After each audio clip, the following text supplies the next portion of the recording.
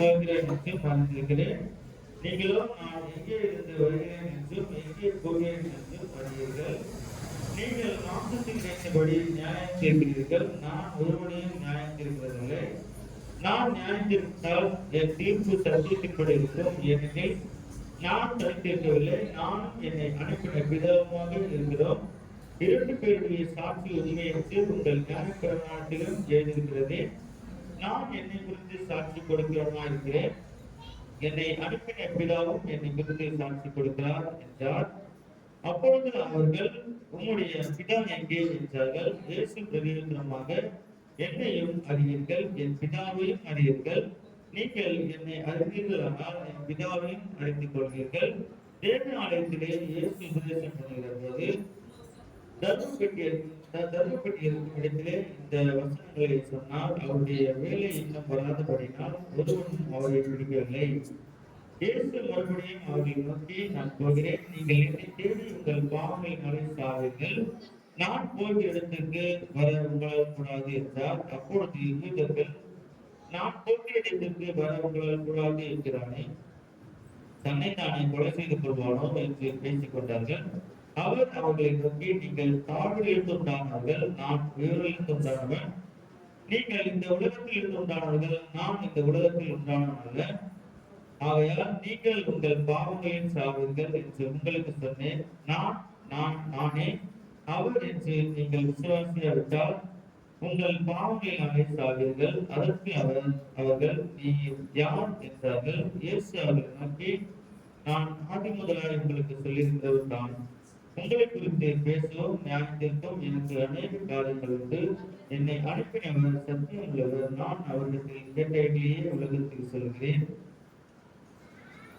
இயேசு அவர்களுக்கு பிரதியுத்தரமாக, பாவம் செய்கிற எவனும் பாவத்துக்கு அடிமையா இருக்கிறான் என்று மெய்யாகவே அவர்களுக்கு சொல்கிறேன். அடிமையானவன் எச்சைக்கும் வீட்டிலே நிலைக்கிறான், குமாரன் எச்சைக்கும் நிலைத்திருக்கிறார். ஆகையால் குமாரன் உங்களை விடுதலையாக்கினால் மெய்யாகவே விடுதலையாளர்கள். நீங்கள் ஆபிரகாமின் சந்ததியார் என்று அறிவேன். ஆனாலும் உங்களுக்குள்ளே என் உபதேசம் இடம்பெறாதபடியால் என்னை கொலை செய்ய தேடுகிறீர்கள்.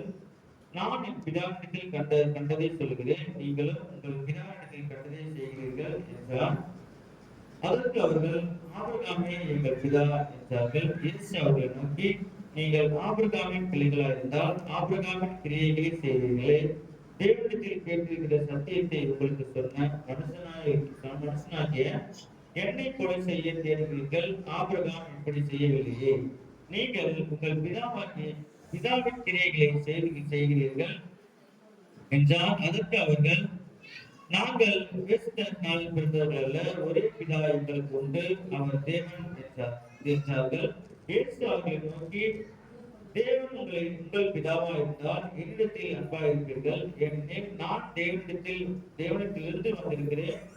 நான் சுயமாய் வரவில்லை, அவரே என்னை அனுப்பினார். என் வசனத்தை நீங்கள் ஏன் அறியாமல் இருக்கிறீர்கள்? என் உபதேசத்தை கேட்க மனதில்லாதிருக்கிறதுனால் அல்லவா? நீங்கள் உங்கள் பிதாவாகிய பிசாசானால் உண்டானவர்கள்.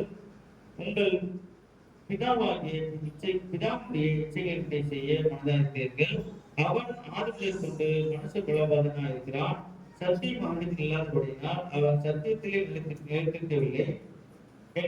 அவன் பொய்யுக்கு பிதாவுமா இருக்கிறான். அவன் பொய் பேசும்போது தன் சந்தத்தில் எடுத்து பேசுகிறான். நான் உங்களுக்கு சத்தியத்தை சொல்லுகிறபடினாலே நீங்கள் என்னை விசுவாசிக்கிறதில்லை. என்னிடத்தில் பாவம் உண்டென்று உங்களில் யார் என்னை குற்றப்படுத்தக்கூடும்? நான் சத்தியத்தை சொல்லியிருக்க நீங்கள் ஏன் என்னை விசுவாசிக்கிறதில்லை? உங்கள் பிதாவாகிய ஆபிரகாம் என்னுடைய நாளைக்கான ஆசை இருந்தால் கண்டு கலைப்பதுதான் என்றார். அப்பொழுது இவர்கள் அவரை நோக்கி, உனக்கு இன்னும் 50 வயசு ஆகவில்லையே, நீ ஆபிரகாமை கண்டாயோ என்றார்கள். அதற்கு இயேசு, ஆபிரகாம் உண்டாகிறதற்கு முன்னமே நான் இருக்கிறேன் என்றும் மெய்யாகவே உங்களுக்கு சொல்கிறேன். அப்பொழுது அவர் மேல் எரியும்படி கல்லுகள் எடுத்துக் கொண்டார்கள். இயேசு மறைந்து தேவாலயத்தை விட்டு போனார்.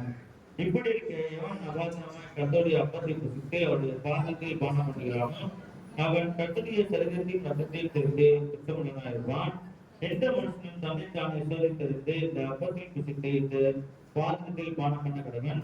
இடத்தினாலே அபாத்திரமாய் போஜனம் பண்ணப்படுகிறவன் கர்த்தருடைய சரீரத்திற்கு நிதானத்தை அடையாளத்தினால் தனக்கு ஆக்கிரமித்திருப்பவர்படி போஜனம் பண்ணப்படுகிறான். இதை நிமித்தம் உங்களில் அநேக பலர்களும் வியாதியுள்ளவர்களுமா இருக்கிறார்கள், அநேகர் திரையப்பட்டிருக்கிறார்கள். நம்மை நாமே நிதானித்திருந்தால் நாம் நியாயம் தீர்க்கப்படும். நாம் நியாயம் தீர்க்கப்படும் போது உலகத்தோடைய ஆக்கிரமிப்புகளாக தீர்க்கப்படாதபடிக்கு கர்த்தராலே சிருஷ்டிக்கப்படுகிறோம். ஆமென்.